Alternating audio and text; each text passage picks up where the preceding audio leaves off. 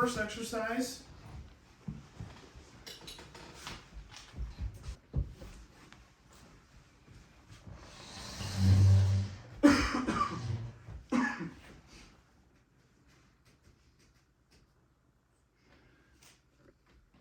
Relationship is emotional. Behaviors are emotional. How we connect, how we stay present is emotional. But what we tend to do is we tend to approach everything from our head. True. So we try to deal with it cognitively. We try to either think it through, or we try to talk the person out of it, or we try to rationalize or be logical. And we don't realize that the very thing that we're trying to address in a cognitive way is actually an emotional experience. So as coaches and as our team, so there's kind of two parts here, and I'm trying to think this through for parents as well.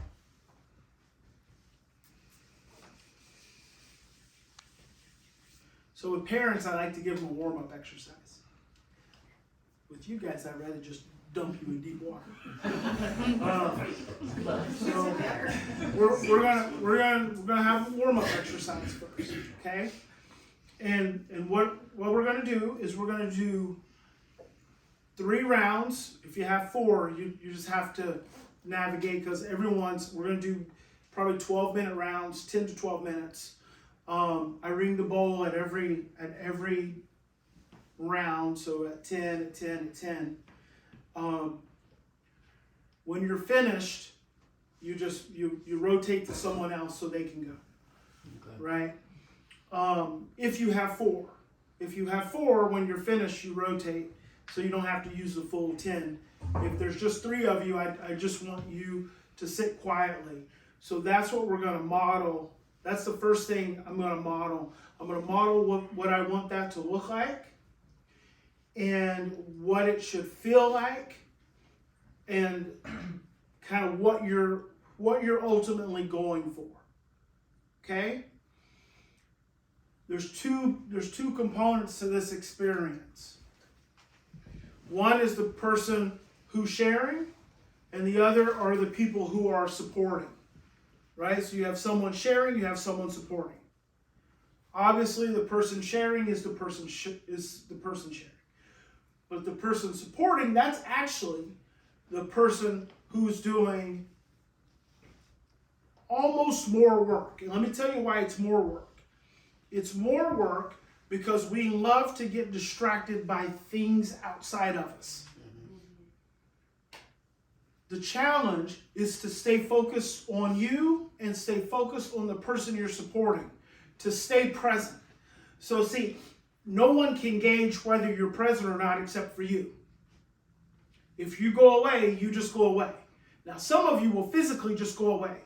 You'll get up in the middle of your person sharing, and you'll go use the bathroom or go hop on a call, or you're being completely mindless when you do that.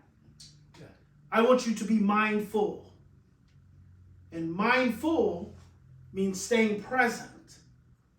Staying present and realizing and honoring that in this moment, this is very sensitive, it's very vulnerable sharing.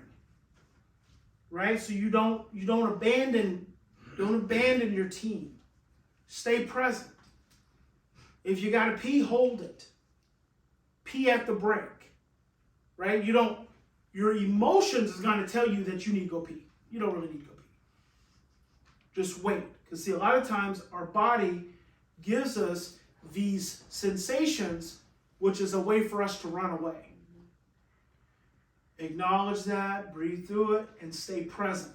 Because what you're learning, just in this, really in the next couple experiences that we do, what you're learning is how to stay present to someone when they're in feelings, without shushing them, without comforting them. Why do I say without comforting them? Because the moment you comfort someone, you're taking them out of their emotional expression. Nobody needs your comfort. We're going to be okay. Nobody's going to die. We've made it this far in life. You don't need to be comforted. You need to be encouraged to let it go. Okay, I'm going to say that again. You don't need to be comforted. Why do we comfort? We comfort because we feel anxious and nervous and insecure. What I need you to do with that is I just need you to breathe through that. I need you to support. And how do you lend support? You say, that's good. Maybe place a hand of support. You say, keep going. You say, what else? You say, tell me more. Right? I should write these things down. That's good. Keep going. Tell me more. You know, I said something else, but I forgot. Very simple. What else? What else? They're all just encouraging. And it's encouraging. What you don't realize is encouraging the person to be able to go deeper. See, I'm not saying you're going to be okay or that. See, this is the stuff that gets you. Because it's so automatic. You're going to be like, well, but you didn't know. No, don't do that. Nobody needs your therapy in here. Everybody, if you've gone to therapy, you've gone to it. If you haven't, you haven't. But you made it this far without it. So don't be therapizing people. Support them in their process. And then check in with yourself when you're trying to comfort someone or trying to soothe someone. And say, is this about them or is this about me? Why am I soothing and comforting and not just encouraging? Because that's when we get really uneasy. Right? So you're going to leverage this experience over the next day, over the next 2 days. And we're going to do more emotional work, less lecturing, more emotional work. We'll do some group processing. And then the day will be over. You're going to leverage this emotional experience in the work that you do. You'll remember what you do. You remember. Mm-hmm. What you hear, you forget. What you do, you remember. So you're gonna leverage this experience.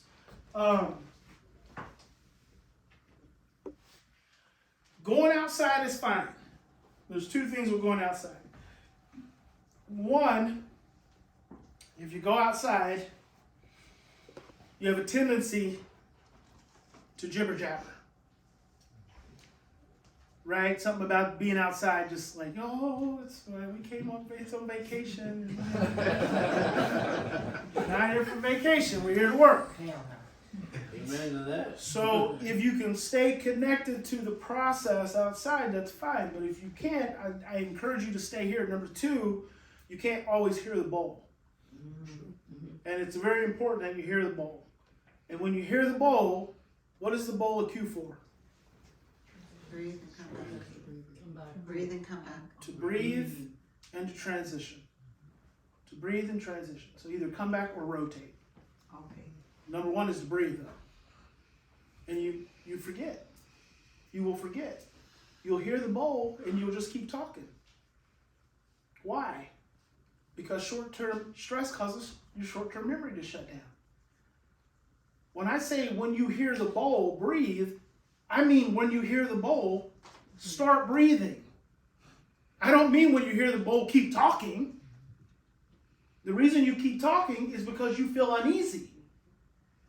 You feel insecure. You feel anxious, so just stop breathing. Now ask yourself, if you can't slow down and stop and start breathing in this environment, how more difficult is it going to be when you got a kid yelling in your face or you got a parent who's mad at you? You see what I'm saying? Yeah.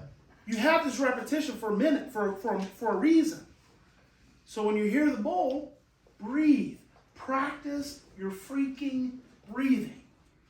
It is that important. Because you won't have that bowl every day. Sure. And you have to practice your breathing when you're calm, not when you're stressed. Because when you're stressed, guess what happens? You forget.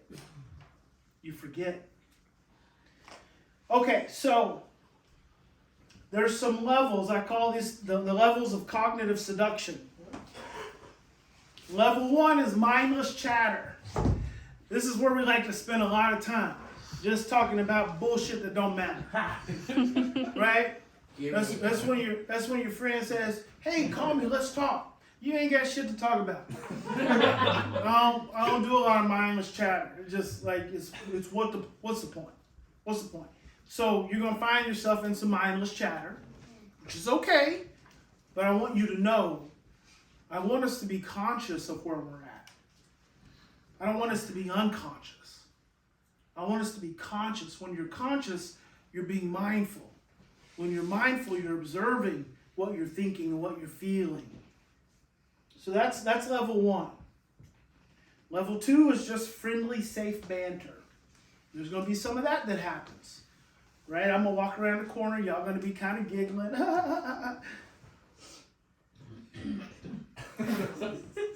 That's fine.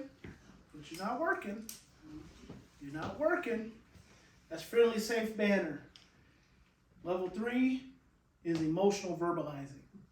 That's when stuff's getting serious. Then everybody's serious because it's emotional, and you can still be talking, but it's emotional. Number 4 is expressive and supportive verbalizing.